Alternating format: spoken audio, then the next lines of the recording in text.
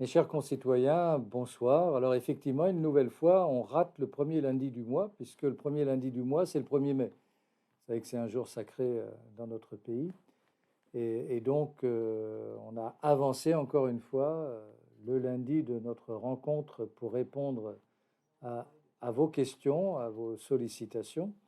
Et donc, je voudrais, en ce début d'entretien, vous faire part quand même de notre tristesse devant la disparition de deux de nos anciens collègues, Jean-Claude Dissane, qui a été longtemps dans notre commune délégué au sport, et puis Louis Albert, maître Louis Albert, qui a été aussi l'adjoint à la sécurité de 2001 à 2013. Deux élus qui ont donné beaucoup d'eux-mêmes pour la commune et qui nous quittent une fois la retraite acquise, à un âge déjà avancé, mais il n'en demeure pas moins qu'il nous manque. Et donc, nous avons décidé au conseil municipal que Jean-Claude Dissane donnerait son nom au Parc des Sports, puisqu'il y a un gymnase Jean Granel et que Jean-Claude Dissane a succédé à Jean Granel en son temps pour être l'adjoint au sport et celui qui a réalisé tout ce que l'on connaît aujourd'hui du Parc des Sports. Donc, nous y reviendrons le moment venu.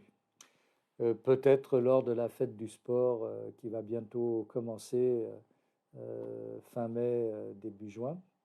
Et donc, nous avons aussi évoqué hier, lors de l'année de la symbolique fête patronale. Vous savez, les fêtes patronales, c'est un héritage culturel et aussi cultuel. Dans notre commune, il y a bien longtemps que nous ne faisons plus de festins comme il y en est la tradition encore dans l'arrière-pays, mais la Saint-Marc, puisque c'est notre paroisse, se célèbre généralement toujours le dimanche qui suit, et là, pour une fois, ça a été avancé, et donc, dans le cadre de la fête patronale, nous avons rendu hommage à Jean Flory. Jean Flory, qui a été le président des anciens combattants dans notre commune et du Souvenir français pendant de longues années, dans les années 80-90, et puis qui a été surtout aussi l'homme du débarquement de Provence. C'est un Villeneuvois qui a participé à la libération de la France et qui a bien servi notre pays et qui était aussi un paroissien très fidèle et qui a travaillé sur la mémoire de notre commune, notamment dans l'ouvrage Villeneuve de l'Antiquité à l'an 2000 et avec la chapelle Saint-Andrieux qui nous permet chaque lundi de Pâques de nous retrouver. Donc le parvis que nous venons de refaire totalement porte désormais le nom de Jean Flory et il y a une plaque qui explique ce qu'a été le parcours de Jean Flory. Ça a correspondu également avec la mise en lumière de notre église, qui fait que désormais elle se voit dans le paysage de loin. Un éclairage très peu consommateur d'énergie, je vous rassure tout de suite, puisque c'est souvent la préoccupation de nos concitoyens. Dans ce domaine, j'avais une question sur quelqu'un qui est sur le quartier des Bouches-du-Loup, notamment rue de Lille, et qui nous signalait que l'éclairage était trop fort toute la nuit. Alors nous allons vérifier parce que nous avons changé l'éclairage il y a fort longtemps et il est possible que l'éclairage LED ne soit pas réel dans cette partie de la commune, donc on vérifiera, mais nous ne comptons pas éteindre la rue de Lille, pas plus que les rues adjacentes, d'autant plus que bon nombre de riverains nous sollicitent toujours dès qu'il y a un luminaire éteint et lorsque surtout cela se prolonge. Donc nous verrons un petit peu pour réduire bien sûr cet éclairage, ce qui aura nécessairement un coût si ce n'est pas dans le programme actuel, puisque je le répète, c'est ce que nous avions commencé par faire en 2015 en supprimant tout ce qui était des ballons à oxyde très très polluants, très très consommateurs d'énergie. Donc on consomme déjà beaucoup moins d'énergie dans ce secteur, mais peut-être encore de trop. Donc nous allons regarder ça. Voilà, ça nous amène tout naturellement un peu à notre ordre du jour et dans les sujets qui sont revenus dans l'actualité, traités par les médias ou vous-même dans les sujets que vous nous avez évoqués. On a eu notamment la surprise de voir l'intérêt des médias pour la décision que nous avons prise au conseil municipal de ne pas renouveler les concessions de plage, notamment après Marina. Là où le trait de côte se rétrécit singulièrement, tout le monde l'aura constaté, sauf peut-être certains qui l'ont déclaré dans les interviews qu'ils n'avaient pas constaté d'érosion côtière. Donc je leur conseille vraiment d'aller voir un ophtalmologiste rapidement parce que il y a du souci à se faire quand on voit l'évolution des choses.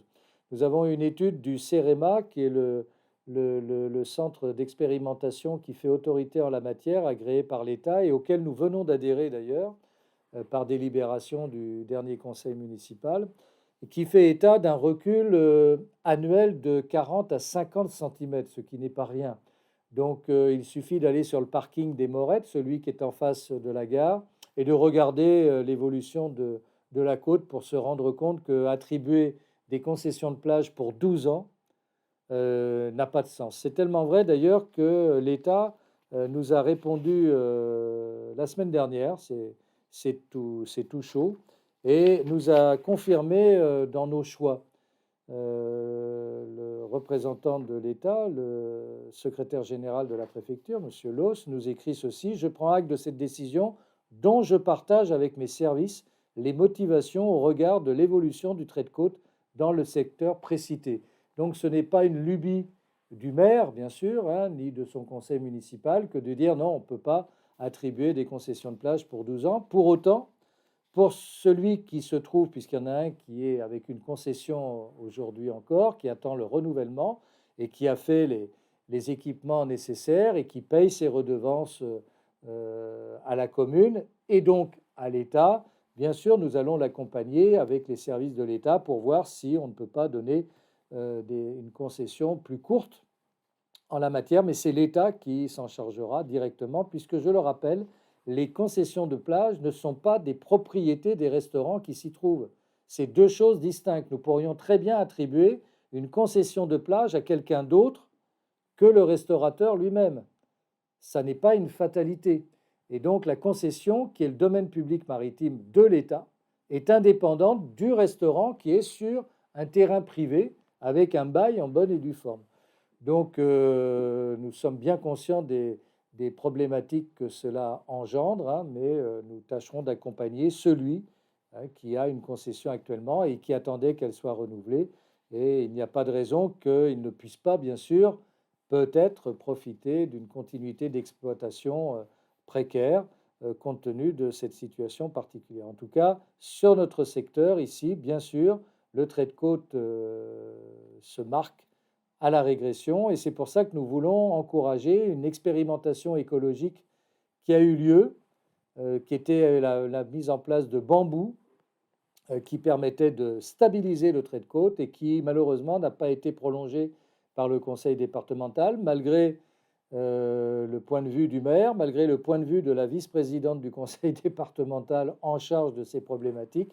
L'administration et son rouleau compresseur comptable a jugé que c'était plus utile de continuer à payer des redevances sur le domaine public maritime et donc a mis fin à l'expérimentation. Alors nous allons la reprendre avec l'association BioBamb qui a profité de cette expérience et nous vous tiendrons informés de la manière dont nous pouvons peut-être intelligemment protéger ce trait de côte, reconstituer une faune, une flore, stabiliser l'érosion et retrouver un espace convenable pour les activités balnéaires.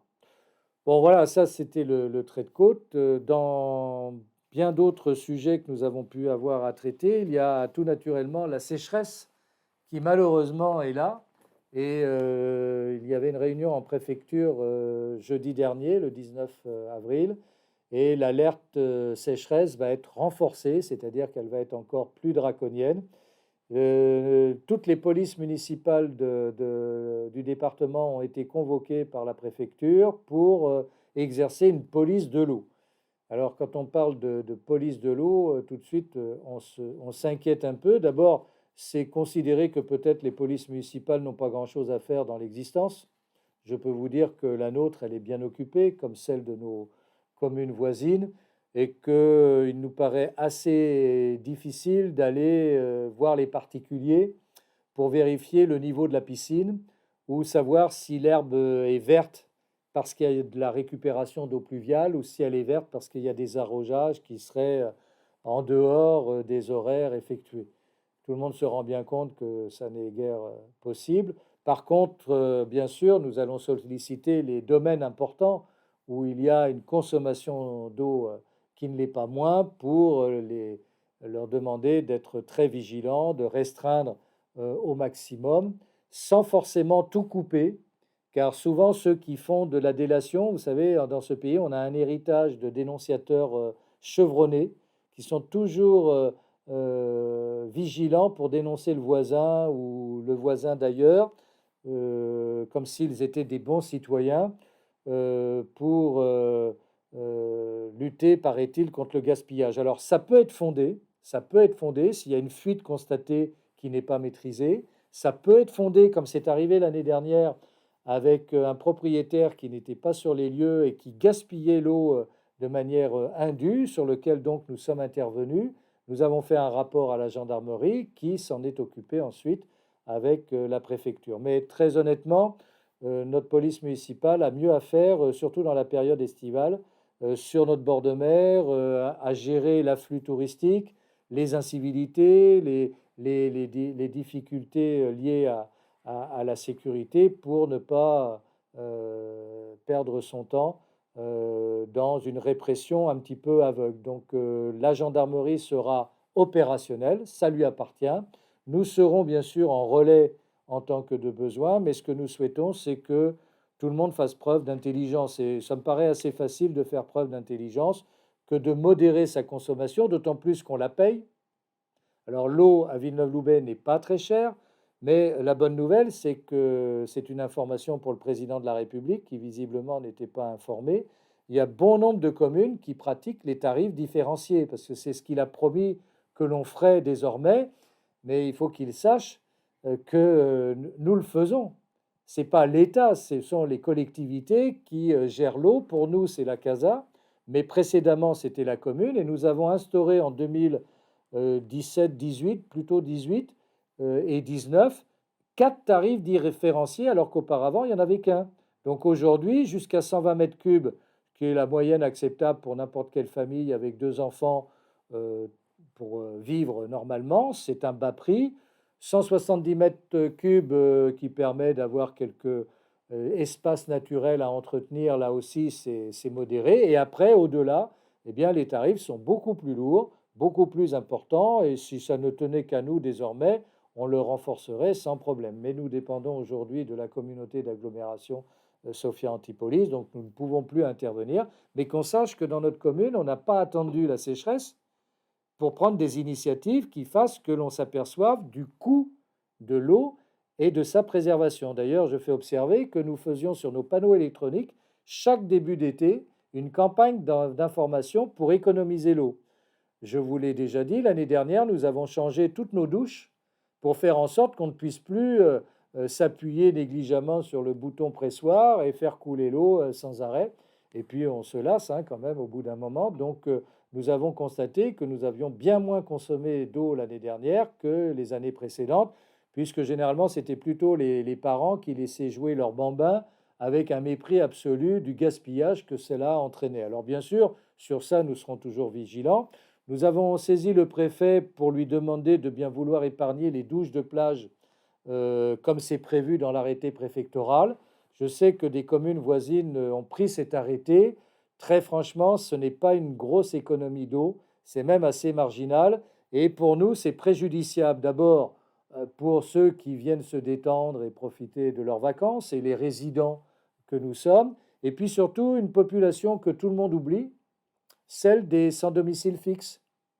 Les SDF, ils existent sur notre territoire et couper l'eau des douches, c'est leur interdire l'hygiène, c'est leur interdire de pouvoir chaque jour être propre, tout simplement, et d'avoir une existence digne. Donc j'ai saisi le préfet et le sous-préfet à ce sujet, car j'aimerais bien qu'on pense aussi à ceux dont on fait peu cas. Et vous le savez très bien, les SDF ne veulent pas être mis dans des locaux, ne veulent pas profiter des installations qu'on peut mettre même en plein hiver. Ils souhaitent rester ainsi. Nous n'avons pas de possibilité de les contraindre, mais pour autant, nous considérons qu'ils ont à être aussi respectés. Et donc, je souhaiterais pour cela qu'on puisse préserver l'activité des douches. Et je le répète, entre un port et ce qui est consommé en eau, et puis le citoyen qui va prendre sa douche 15 secondes ou 30 secondes, il n'y a pas photo. Or, notre vrai problème, ce sont les gros consommateurs d'eau. Nous avons fait une réunion en mairie la semaine dernière. J'ai réuni tous les partenaires professionnels, notamment ceux du tourisme, car on n'en parle jamais, mais le problème pour nos communes l'été, c'est pas seulement la sécheresse, ce sont les touristes qui nous font doubler notre consommation d'eau. J'ai amené ici les graphiques qui se ressemblent beaucoup, puisque ce sont les graphiques de l'an dernier et de cette année. Voilà des graphiques de consommation d'eau. Et si je le regarde bien, cette année, eh bien, nous avons évité de dépasser les 8000 mètres cubes de consommation d'eau que nous avions d'ordinaire en avril. Nous faisons moins, pourtant il y a des touristes, et pourtant nous sommes plus nombreux que l'année dernière, puisque nous avons 300-400 habitants de plus entre l'année dernière et cette année. Donc ça veut dire que les gens sont assez responsables, mais que par contre, les touristes qui viennent nous voir de régions où il n'y a pas de problème de sécheresse peuvent très bien ne pas s'en préoccuper. Et de même, quand on est en vacances, on sait très bien qu'on a un peu l'esprit un peu plus libéré et que les contraintes qu'on a déjà subies toute l'année, on n'a pas envie de s'en imposer d'autres. Donc nous avons souhaité qu'il y ait une information dans tous les campings, dans tous les hôtels, par rapport aux possesseurs de bateaux, pour qu'il y ait vraiment une réduction de la consommation d'eau responsable. Les bateaux qui sont dans les ports, ils sortent, ils sont rincés après à grande eau. Donc là, le concessionnaire, Maribay, nous a dit être vigilant. Et de toute manière, on va l'aider avec la police portuaire que nous avons pour éviter des gaspillages qui sont choquants et qui ne doivent pas être. Cela étant, une fois que j'ai dit ça, eh bien de l'eau, on en consomme et on continuera d'en consommer. La moyenne hivernale, c'est 5000 mètres cubes par jour. En ce moment, mois d'avril, on est autour de 7000. Donc on voit bien l'impact. Et quand nous serons juillet-août, nous passerons entre 10 et 11 000 mètres cubes. Donc vous voyez que l'impact, il est surtout à ce niveau-là. Nous puisons notre eau dans une nappe phréatique qui est plus basse que l'année dernière, mais pas autant qu'on pouvait le craindre. Donc pour le moment, l'écart est relativement faible, tant mieux.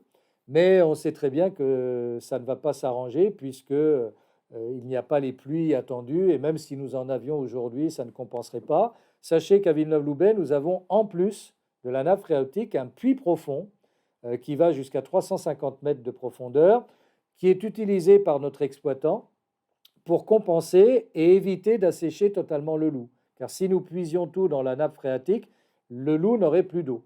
Donc le Loup peut encore garder de l'eau, mais grâce au puits profond. Le problème du puits profond, malheureusement, c'est qu'il y a aussi de l'eau salée qui peut interférer et donc on ne peut plus prendre l'eau comme on le souhaitait. Nous avons une marge de 14 000 mètres cubes par jour et donc nous allons l'été jusqu'à 10-11 000 quand on ne fait pas trop attention. Donc si nous pouvions tenir l'objectif d'être en dessous des 10 000 mètres cubes par jour lorsque nous aurons l'afflux touristique, eh bien nous aurons contribué à éviter des phénomènes plus graves qui pourraient aller jusqu'aux coupures d'eau. Mais les coupures d'eau auraient des conséquences sur nos installations. C'est pour cela qu'il faut vraiment avoir une attitude responsable. Mais je répète, ce n'est pas en fliquant les citoyens qu'on va changer quoi que ce soit. C'est la responsabilité, la compréhension qui fera qu'on aura des résultats. Et puis, bien sûr, il y aura toujours 3-4% de gens qui se moquent de tout, mais c'est les mêmes que vous retrouvez qui grillent les feux rouges et qui roulent à 100 km/h au lieu de 50 la nuit. Bon, et puis qu'on retrouve aussi empalés dans un mobilier urbain ou un réverbère, hein, ça, on ne pourra pas l'empêcher, mais on ne va pas prendre des mesures coercitives pour 3-4% de gens qui ne respectent jamais rien, alors que la grande majorité fait ce qu'il faut. Donc on vous fait confiance. C'est la politique que nous avons toujours eue dans cette commune. Rappelez-vous pour les masques, quand on voulait vous faire porter des masques en plein bord de mer pour faire rigoler les mouettes ou les longs des bords des loups hein, pour amuser le marcassin du coin. Hein. Donc tout ça n'avait aucun sens et tout le monde le dit aujourd'hui. Et quand je disais à l'époque que les masques, il fallait les porter là où il y avait des concentrations de population, dans les espaces fermés notamment, il s'agissait d'avoir que du bon sens. Donc j'espère qu'à la préfecture, ceux qui ont, paraît-il, des compétences, puisqu'ils ont des diplômes qui le révèlent, n'est pas la solution de facilité de dire ce sont tous des imbéciles, on va prendre des mesures uniformes sans faire de différenciation, et puis comme ça on sera tranquille. Moi je pense que vous êtes tout à fait capable de comprendre ce que je dis et de l'appliquer. Et après, je le répète, on ne va pas créer une milice non plus pour aller chercher chez les gens ce qu'ils font, comment ils le font et pourquoi ils le font. C'est quand même le principe de régime totalitaire sous des prétextes, certes, pour la bonne cause, mais qui sont toujours dérangeants. Et la délation, je vous le dis très tranquillement, si vous pouviez l'éviter en ce qui nous concerne, ça serait bien. Sauf quand on constate vraiment, effectivement, une fuite importante qui n'est pas maîtrisée, bien sûr, quand il y a un vrai gaspillage éhonté, mais fichez la paix à votre voisin. Faites ce que j'ai fait, moi, avec mon propre voisin qui avait mis son arrosage automatique à 14 heures l'après-midi, qui s'en était même pas rendu compte parce qu'il ne vient pas tout le temps. Donc je me suis simplement allé à la porte. Je me suis dit, vous savez qu'il y a un arrêté qui dit que et on arrose le soir, et plutôt le matin, plutôt que le soir même, hein, et ça ne posera pas de problème. Eh bien, il l'a fait automatiquement, mais il y avait beaucoup aussi de négligence, tout bêtement. Donc voilà, moi je suis viscéralement hostile à des répressions qui n'ont pas d'intelligence et qui n'ont pas vraiment de sens et pour des économies totalement résiduelles. Voilà, c'est un débat qu'on va revoir, hein, ne vous inquiétez pas, parce que malheureusement, eh bien, le temps est trop beau. Hein, ça va nous attirer encore plus de touristes puisqu'il fait moche ailleurs en ce moment. Et il fait froid aussi, donc voilà, il va falloir qu'on gère cet afflux, mais avec nos professionnels, nos partenaires, je pense que nous pouvons responsabiliser nos touristes qui viennent. Nous avons demain une assemblée générale de l'Office du tourisme, on aura l'occasion de le redire. Et l'Office du tourisme fera une campagne aussi pour dire combien notre hôtellerie de plein air, nos hôtels sont déjà éco-responsables, ont déjà changé les robinets, font déjà le nécessaire, ce qui n'est pas toujours dit dans les médias. Hein, et donc, on a des gens plus responsables qu'on imagine. Voilà, c'est un sujet qui est important. De même est revenu dans les conversations, puisque je l'avais évoqué dans le conseil municipal, la lettre de monsieur le préfet qui me mettait en demeure de rendre des comptes. Alors, je vous la montre, cette lettre. Hein, je l'ai montrée au conseil municipal, mais je vous en remets une couche pour ceux qui ne l'auraient pas vu, pour que vous sachiez que les maires ne bétonnent pas, contrairement à ce que vous pensez. Hein, il y a cette idée quand même assez délirante que le maire aurait un intérêt quelconque à voir des immeubles poussés de terre partout, comme ça, et que ça serait une volonté qu'on voudrait camoufler. Ben non, qu'est-ce que vous voulez? D'abord, premièrement, tous les terrains sont privés. La commune ne possède pas de terrain en propre. Lorsqu'elle a des terrains en propre, qu'est-ce qu'elle fait? Elle fait un équipement public, comme la future salle des arts martiaux que nous aurons l'occasion d'ouvrir au mois de juin prochain. Et le logement, c'est une affaire privée. C'est-à-dire que vous avez un propriétaire foncier, un propriétaire, parfois des vieilles familles, qui trouvent un promoteur, et souvent c'est le promoteur qui vient les démarcher, et qui leur offre 2 fois, 3 fois le prix de ce que ça vaudrait s'il vendait à un particulier. Vous ne vous êtes jamais interrogé pourquoi le particulier ne vendait pas à un autre particulier son terrain? Qu'est-ce qu'il pouvait faire qu'il le vende à un promoteur pour faire 50 logements, 30, 80? Vous pensez que, réfléchissez, c'est simplement son intérêt. Et si vous étiez à sa place, vous feriez exactement la même chose. Parce qu'entre vendre votre bien à 300 000 euros et avoir un chèque de 800 000 euros par un promoteur, même quand on n'aime pas le béton, ça aide à l'admettre. Donc après, le promoteur, il vient nous trouver et il nous dit, monsieur le maire, là, sur ce terrain, j'ai le droit de construire tant de logements, voilà, je vous en propose 80, 140, etc. Donc nous, on dit, oh là, ça fait beaucoup, et on essaye de discuter. Mais nous dépendons, nous, d'un document d'urbanisme qui s'appelle le plan local d'urbanisme, que mon conseil municipal n'a pas voté, que je n'ai pas voté et que j'ai trouvé dans la corbeille de mariée en 2014. Ce plan local d'urbanisme, il a été adopté en 2013, le 26 septembre 2013, et nous faisons avec. Alors me direz-vous, mais qu'est-ce qui vous empêche de changer le plan local d'urbanisme? Oh, pas grand-chose. Mettre en révision un plan local d'urbanisme, c'est une affaire de 3 ans, quand tout va bien, parce qu'il y a toujours des recours en plus. Donc ça veut dire que pendant 3-4 ans, de toute manière, on est toujours lié aux documents que l'on a. C'est surtout un coût, parce qu'il faut passer par un bureau d'études, généralement qui fait beaucoup d'erreurs et qu'il faut reprendre. C'est une affaire à 100 000 euros en moyenne, 150 000 euros tout de même, hein. Donc, le jeu en vaut-il la chandelle? Sûrement pas, quand on sait qu'en plus, nous ne pourrons pas restreindre les droits à bâtir. Dire on va réviser le plus parce qu'on va moins construire, ça, c'est faux. La préfecture est là, les services de l'État sont là pour nous imposer, en fonction du nombre de logements sociaux que nous avons sur la commune, un nombre de réalisations à faire. En septembre 2013, l'État a imposé à la commune de Villeneuve-Loubet la réalisation de 1385 logements sociaux. Retenez bien le chiffre. Nous en construisons aujourd'hui tous les 3 ans autour de 200-230. Mais il faut savoir que cette loi SRU qui est magnifique, c'est qu'à chaque fois que nous délivrons un permis à du privé, nous réduisons notre part de logement social en conséquence, car c'est révisé systématiquement par rapport au domaine privé. Nous sommes passés de 4 à 8% de logements sociaux en 10 ans. Notre objectif obligé par l'État, c'est 25%. Alors imaginez un peu ce que ça représente. Et comme on n'a pas atteint les 25%, l'État nous a mis en carence et a dit, puisque vous ne faites pas les 25%, on vous en colle 30%. Et puis, vous aurez des contrats triennaux tous les 3 ans où vous prendrez des engagements de réalisation. Alors, nous l'avons fait, bien sûr, contraint et forcé. C'était entre 2017 et 2020. Nous devions réaliser près de 500 logements sociaux. Parce que précédemment, il n'y en avait déjà pas eu suffisamment. Nous en avons réalisé 233, soit 45%. L'État a dit non, c'est pas bien. Non, non, c'est pas assez. Alors déjà, vous allez prendre la pénalité parce que vous n'êtes pas à 25%. Ça fait déjà 650 000 euros, 600 000 euros. Et on va vous mettre une surpénalité à la tête du client. Et ma tête a rapporté 10% de plus. On aurait pu aller jusqu'à 100% de plus. Et aujourd'hui, nous payons 750 000 euros chaque année à l'État parce que nous n'avons pas assez construit. Et en même temps, l'État contrôle tous nos permis à 2 mois pour vérifier si on a raison de donner un permis à monsieur X ou madame Y.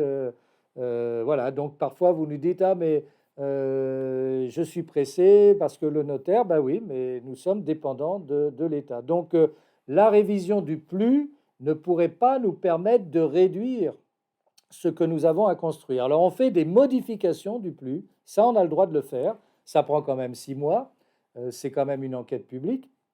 Et je sais que dans un quartier du côté des Ginestières, il y a 2 programmes qui sont en cours, un qui ne se poursuit pas et un autre qui, lui, peut se réaliser. Et dans ce secteur, nous avons trouvé des droits à construire qui mettaient un niveau à 5 étages. Alors on m'a écrit pour me dire, mais moi je suis dans des immeubles où il n'y a que 2 étages. Je pense qu'il n'y a pas que 2 étages, il y a aussi 3 étages hein, dans ce quartier des Ginestières, des basses Ginestières. Et je ne comprends pas, là c'est 4 étages. Ben, sachez madame que nous sommes passés de 5 à 4, mais que pour gagner un étage, tous les logements qui étaient possibles de faire, nous avons dû trouver un autre endroit ailleurs pour les y mettre. C'est-à-dire que dans la commune, je ne peux pas supprimer, je peux transférer, mais c'est tout. Et encore faut-il que je le justifie. Et là, sur les terrains que vous évoquez, et je vous conseille de prendre rendez-vous avec l'adjoint à l'urbanisme, M. Piacentino, qui se fera un plaisir de vous expliquer un peu comment sont les règles d'urbanisme dans le quartier, puisqu'en plus, lui-même, il réside pas trop loin. Donc c'est un quartier qu'il connaît bien, comment nous sommes tributaires des règles en vigueur. Et je suis vraiment désolé pour un autre projet avec des gens qui avaient effectivement une vue et qui demain, cette vue va être gâchée par cette réalisation qui est autorisée et permise dans le plan local d'urbanisme. Alors, me direz-vous, qu'est-ce qu'on peut faire? Ben, généralement, les riverains s'organisent, font des recours, mais qui sont toujours voués à l'échec. Alors, ça prend 1 an, 2 ans. Et puis, à l'arrivée, qu'est-ce qui se passe? Ben, le tribunal administratif dit, mais non, c'est des droits à construire qui sont légitimes, donc c'est validé. Donc, on ne fait que du retardement. Nous-mêmes, nous pourrions dire, non, nous ne voulons pas que ça soit construit, on pourrait refuser le permis. Le promoteur nous attaquera pour abus de pouvoir. Et là aussi, on ira au tribunal administratif où nous perdrons, puisque ça sera un abus de pouvoir, où nous paierons une amende et où le promoteur pourra faire exactement alors comme il l'entend, c'est-à-dire au taux maximum. Voilà pourquoi nous avons des discussions toujours avec les promoteurs pour avoir des compensations. Dans le quartier où vous êtes, il n'y a pas de trottoir sur le secteur où il y a un projet immobilier. Et donc, il n'y a pas d'emplacement de stationnement. Donc, c'est ce qui sera fait, ça sera une compensation. On pourrait même sortir face à la crèche un jardin d'enfants, car en dehors de la crèche, dans le secteur, il n'y a pas de jardin d'enfants.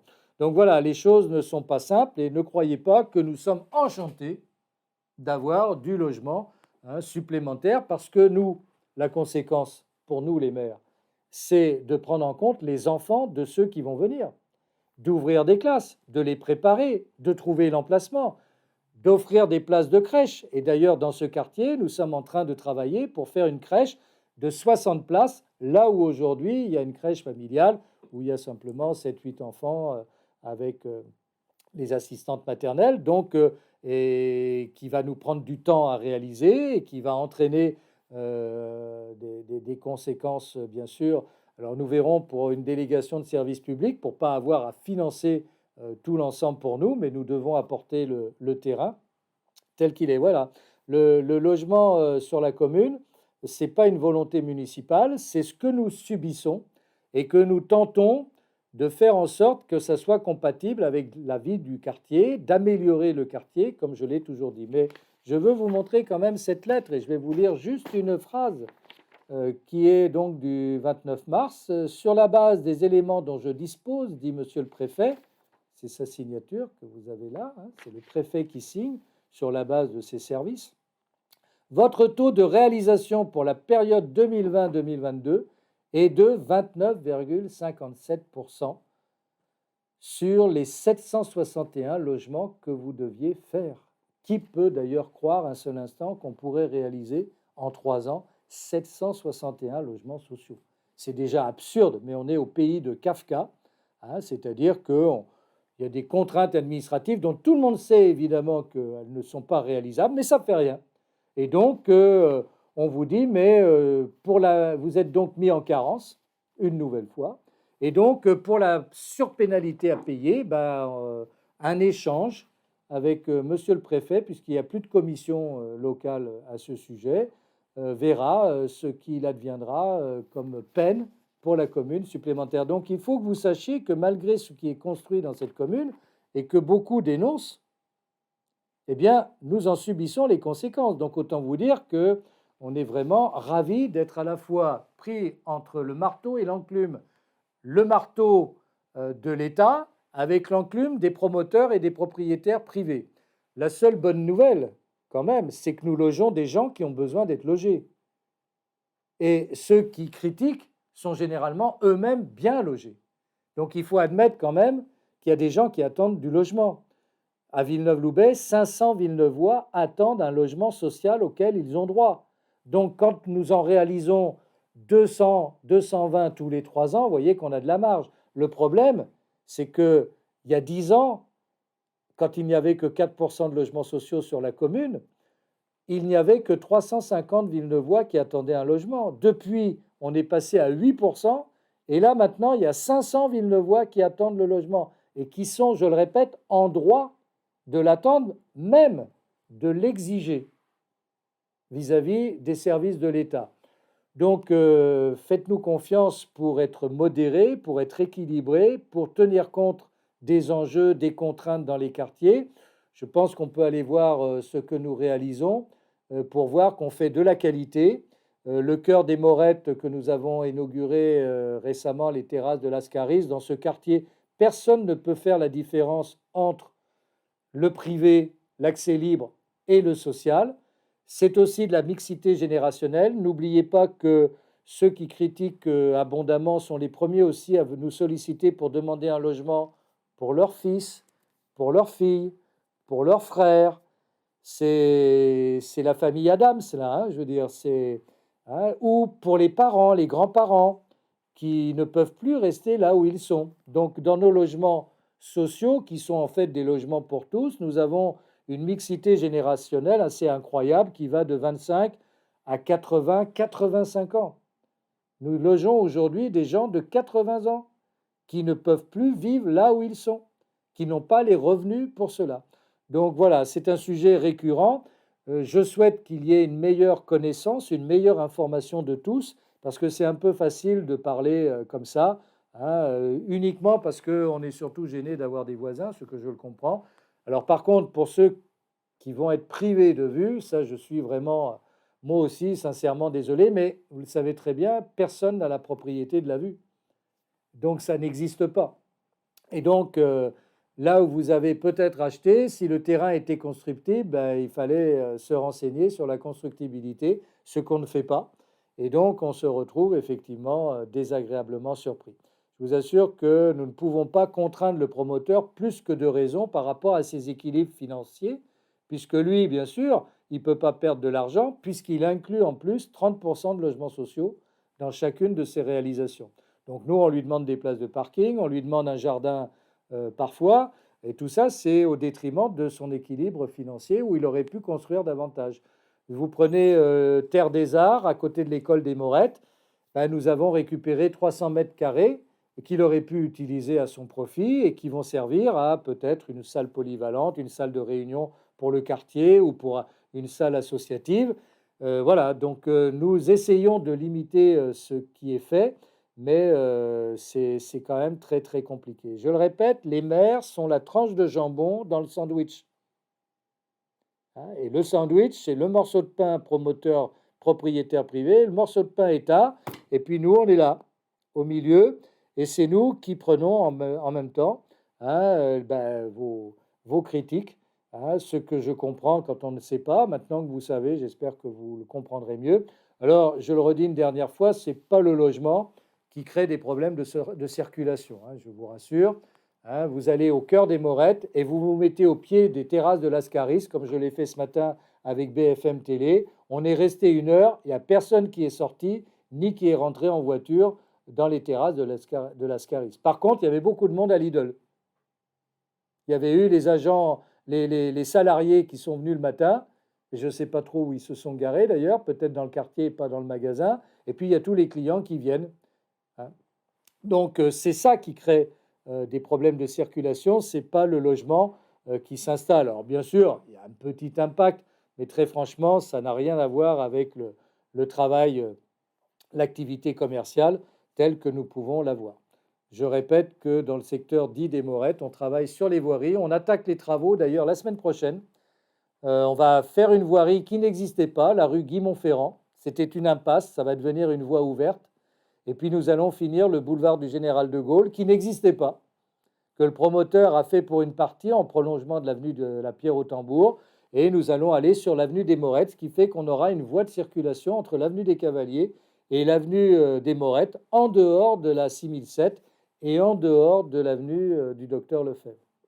Voilà, on en reparlera parce que c'est un sujet inépuisable et je suis moi-même inépuisable sur le sujet parce que cette loi est une loi scélérate dont je veux rappeler quand même qu'elle est à l'origine une loi faite par un ministre communiste du gouvernement Jospin dont l'objectif était de faire payer les communes résidentielles supposées mal votées à droite par rapport aux communes dites de banlieue votant à gauche et qui n'avaient pas des rentrées d'argent. Donc on a eu l'intelligence de dire on va mettre des pénalités financières qui vont permettre d'abonder les recettes des communes qui, elles, ont beaucoup de logements sociaux.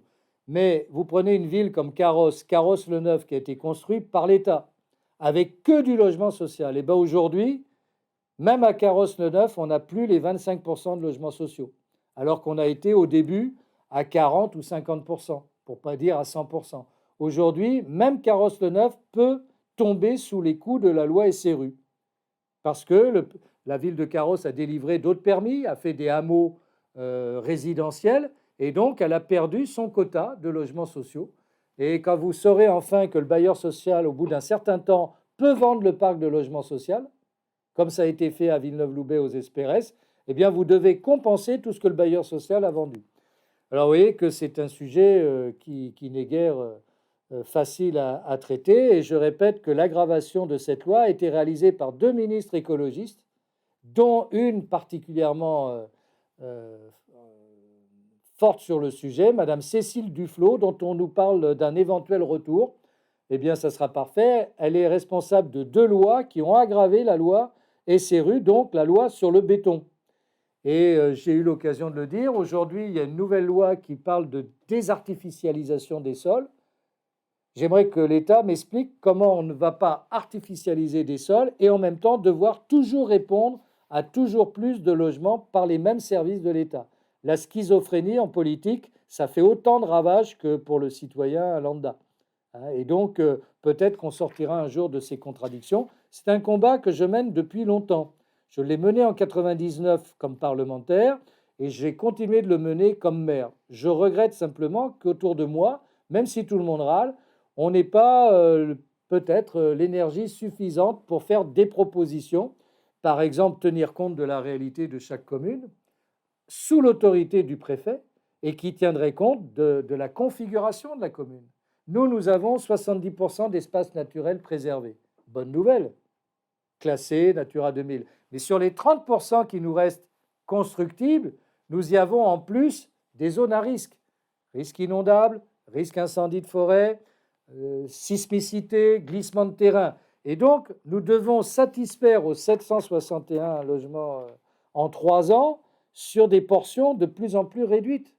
Alors, le secteur des morettes le permet, puisque c'était que des entrepôts, c'était que du béton, c'était que du bardage, c'était que du bitume. Donc, remplacer des hangars et des locaux abandonnés par de l'habitat avec des plantations, avec de la végétation, avec des bassins de rétention, c'est un mieux. Le cœur des morettes, c'était les établissements Conny, plus des hangars qui donnaient sur l'avenue du Docteur Lefebvre. Ceux qui ont le regret de voir les immeubles s'ériger aujourd'hui ont vraiment la mémoire courte.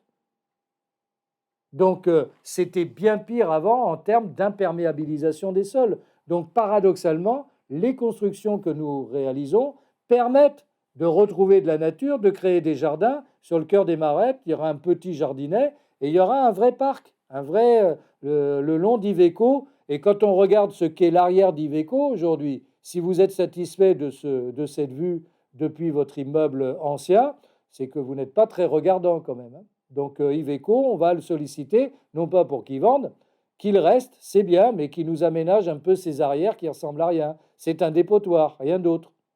Donc tout le monde peut le constater. Ce sont les mêmes d'ailleurs qui diront oh là là, la 7, c'est vraiment pas terrible, c'est pas beau. Ben non, c'est pas beau puisque c'était cet état-là. Ce que nous allons faire d'ailleurs sur la 7, c'est un programme de végétalisation aussi. Nous allons planter des arbres avec, on espère, le soutien de la région, parce que c'est une affaire coûteuse, et nous ne sommes pas propriétaires de tous les terrains. Ce sont des terrains départementaux, ce sont des terrains privés, mais nous sommes en train de réfléchir, et plus que réfléchir, à soumettre un projet de subvention pour planter des arbres tout le long de la 7. Mais attention, quand on plante des arbres, après, vous avez les problèmes de sécurité routière. Et vous savez très bien qu'on n'a pas hésité à arracher tous les platanes de nos routes du Midi, qui faisaient leur charme, sous prétexte qu'on avait quelques abrutis qui ne pouvaient pas respecter le code de la route et qui étaient ivres au volant. Donc voilà, tout est beaucoup plus compliqué qu'on ne l'imagine.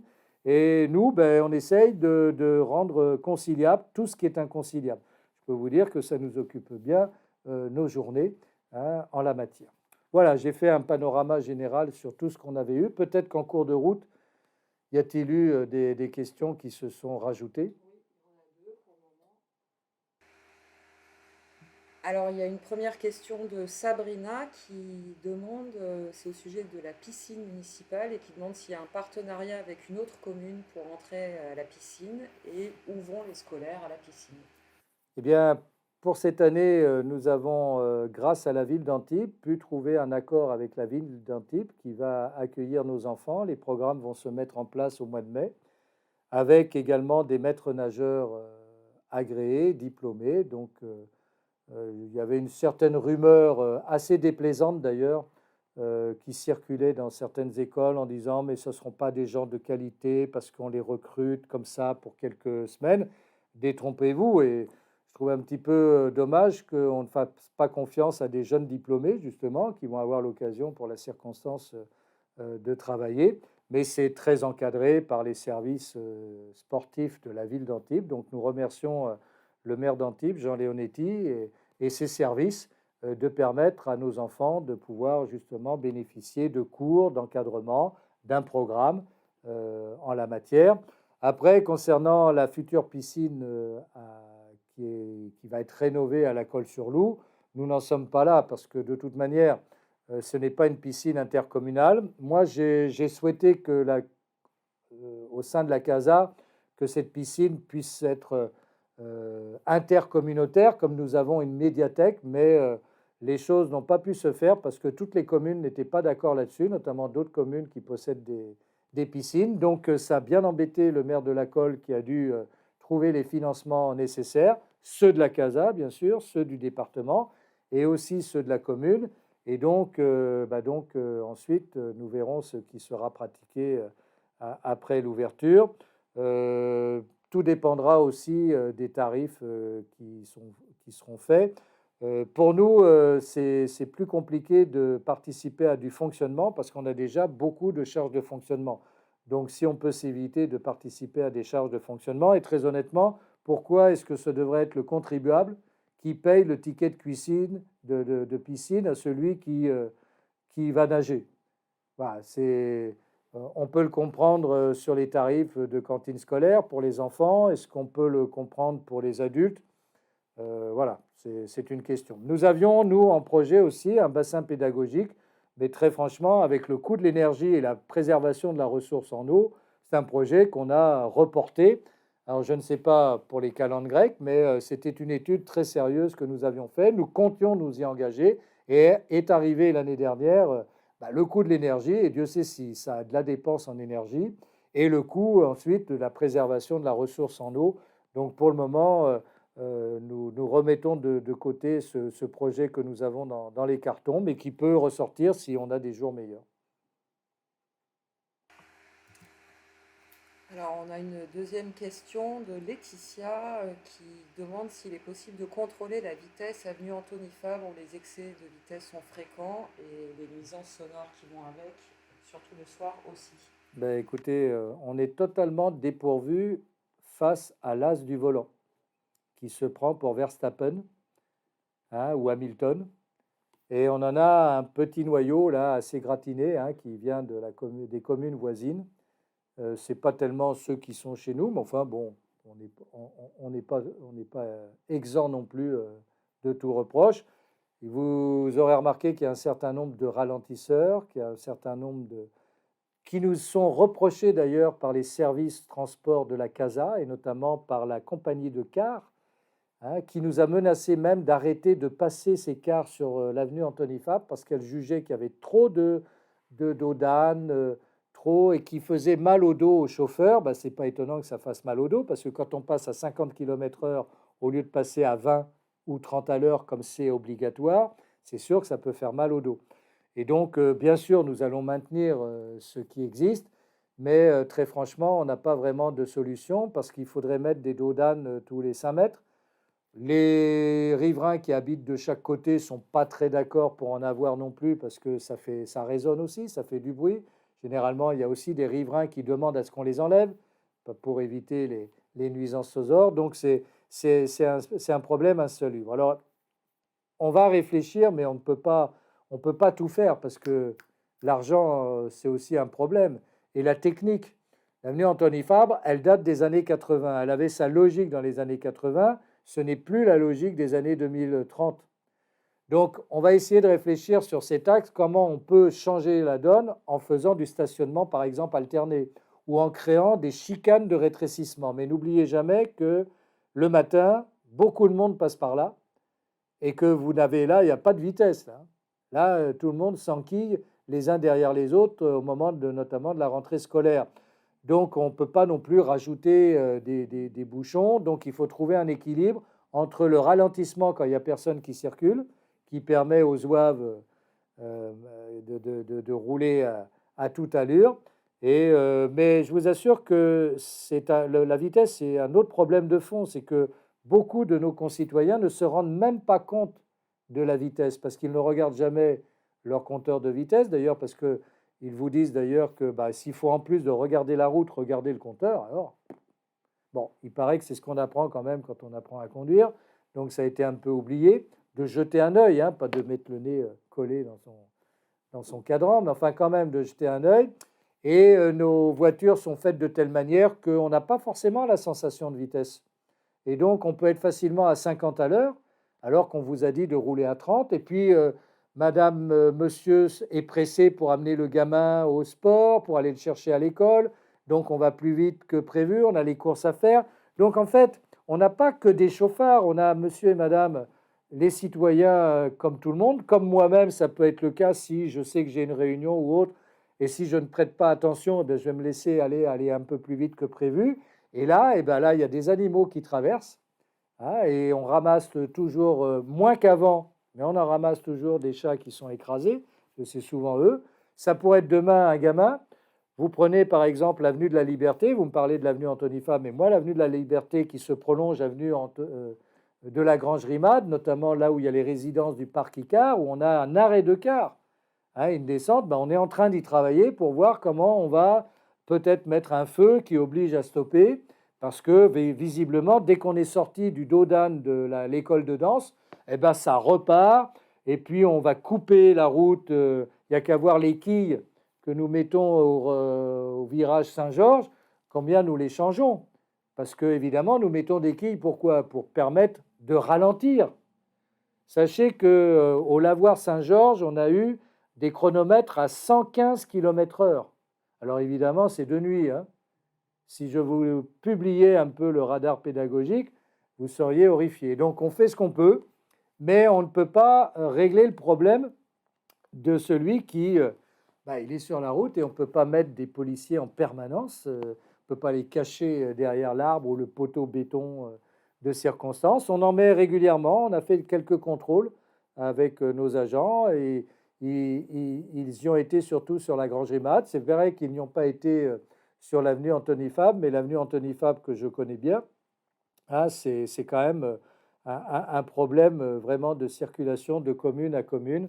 Et là, je n'ai pas beaucoup de réponses pour le moment à vous donner. Mais je ne voudrais pas rester sur un constat d'échec et puis de dire il n'y a rien à faire. Non, on réfléchit un petit peu pour voir comment, sur la longue ligne droite, on pourrait réintégrer du stationnement alterné. Mais quand vous êtes au niveau des Espérès, il y a des places de parking en épi. Comment on fait pour réduire? Et puis, voilà, quand les espaces sont trop larges, c'est compliqué. Et donc, les dodanes ont des règles aussi à respecter. Donc, quand on les fait dans les normes, ils ne sont pas suffisamment dissuasifs. Donc, voilà, c'est avec des réponses comme ça, vous pouvez être satisfaite. Je ne vous ai pas réglé le problème, mais je peux vous dire que ça m'agace autant que vous. Et ben voilà.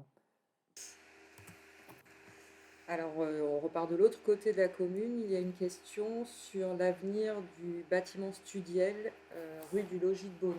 Alors, l'avenir du bâtiment Studiel, c'est ce que je disais tout à l'heure.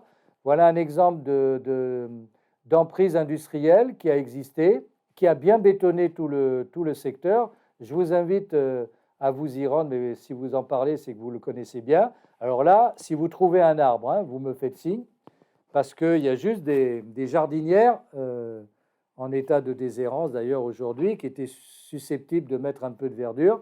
Tout ça n'est qu'une chape de béton et de bitume.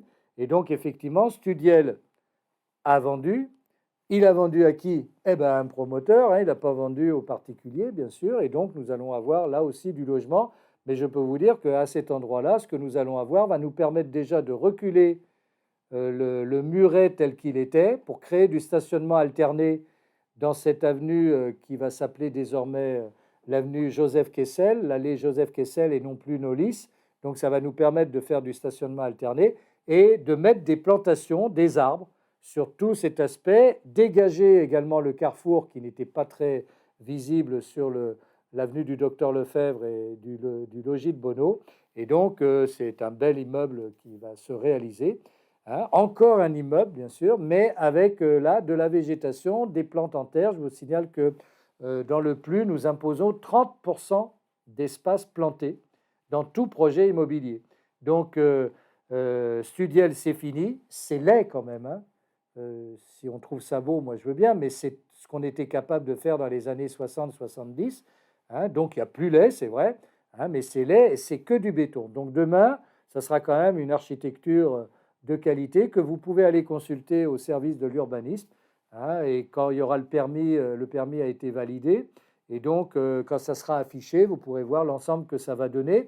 Et puis, on a souhaité que l'immeuble d'en face, qui est le Central Park, on puisse rénover les façades qui ont bien vieilli aussi, hein, qui était un bel ensemble, qui a été aussi du béton à l'époque, hein, mais qui va faire qu'il va y avoir un ensemble résidentiel sur ce secteur qui va permettre du stationnement. Vous aurez remarqué que l'avenue du Logis de Bonneau, nous avons restreint un peu le trottoir pour pouvoir faire des places de stationnement et la piste cyclable sera sur le trottoir d'en face, qui est très étriqué et réservé qu'aux vélos pour pouvoir circuler tranquillement sans bousculer les piétons. Donc, si vous avez besoin, là aussi, de plus d'informations, Monsieur Marcel Piacentino, l'adjoint à l'urbanisme, se fera un plaisir de vous en parler.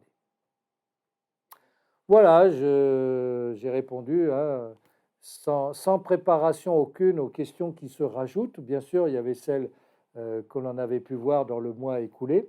Donc, je vous donne rendez-vous au mois prochain. Nous essaierons peut-être de tenir l'objectif du premier lundi, sauf si l'actualité nous commandait peut-être de faire une émission supplémentaire, parce que je suis bien conscient que les questions sont nombreuses, elles sont posées, et je préfère de beaucoup, très franchement, pouvoir vous répondre directement de cette manière, que vous m'entendiez sur ce que nous faisons, comment nous le faisons, quelles sont nos difficultés, quelles sont nos préoccupations.